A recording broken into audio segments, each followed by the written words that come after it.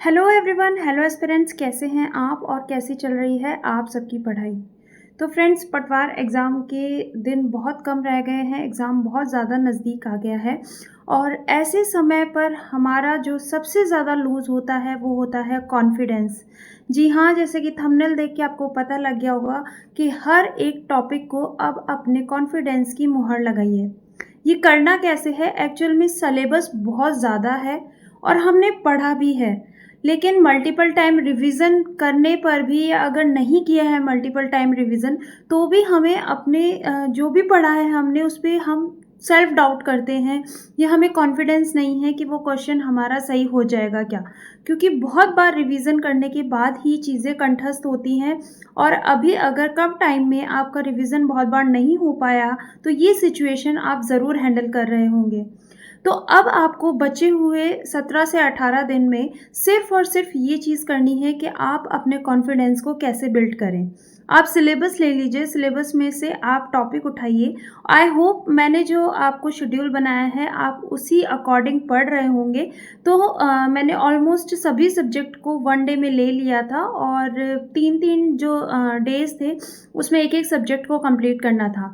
तो जो भी सब्जेक्ट आप ले रहे हैं उस सब्जेक्ट से रिलेटेड आप जो पढ़ रहे हैं उसको ऐसे समझ के पढ़िए कि आप अब लास्ट बार पढ़ रहे हैं, इसके बाद आप इसको नहीं दोहराएंगे।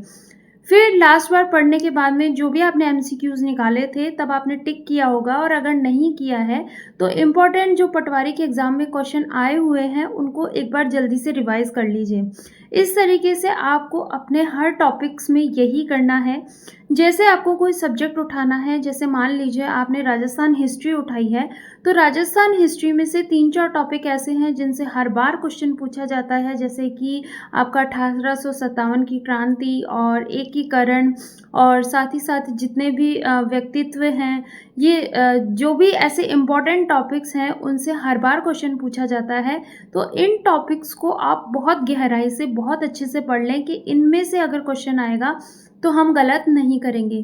फालतू की चीज़ों में आप ज़्यादा वक़्त ज़ाया ना करें, जैसे कि बहुत बड़ा टॉपिक है और उससे 1 या 2 क्वेश्चन आते हैं मिनिमम और उस पर आप बहुत ज़्यादा लगे हुए हैं, तो अब वो ना करें। तीसरी चीज़ ये है कि रीज़निंग जब आप कर रहे हैं तो आपने रीज़निंग को एक बार निकाल लिया है, तो बस आपको सिर्फ़ और सिर्फ़ टाइप्स देखने हैं कि किस टाइप में क्या आपकी स्ट्रैटेजी लगती है रीज़निंग में। बाकी अब आपको क्वेश्चन सॉल्व नहीं करने हैं कि आप फटाफट बहुत सारे क्वेश्चन सॉल्व प्रैक्टिस कर रहे हैं। ऐसा नहीं करना है, क्योंकि अगर ऐसा करेंगे तो एक ही सब्जेक्ट में उलझ के रह जाएँगे।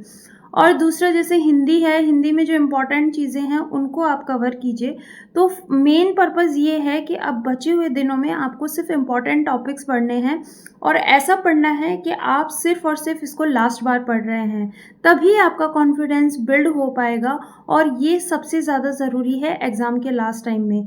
क्योंकि अगर हमारा कॉन्फिडेंस लूज़ हो जाता है तो लास्ट एग्ज़ामिनेशन हॉल तक आते-आते हम इतने डिप्रेस्ड हो जाते हैं कि अगर हमने बहुत अच्छे से पढ़ाई भी कर रखी है तो भी हम आते हुए सवाल गलत करके आते हैं। इसलिए अपने आप को रिलैक्स करना है और 18 दिन नहीं, अपने आप के आप 15 दिन मानने हैं, क्योंकि एग्ज़ाम से 1-2 दिन पहले आपको एकदम रिलैक्स हो जाना है, बिल्कुल हड़ाबड़ी नहीं करनी है और अपने एग्ज़ाम से रिलेटेड जितने भी जो चीज़ें ले जानी है, क्या करना है, क्या नहीं करना, वो आपका फुल प्रिपेयर होना चाहिए।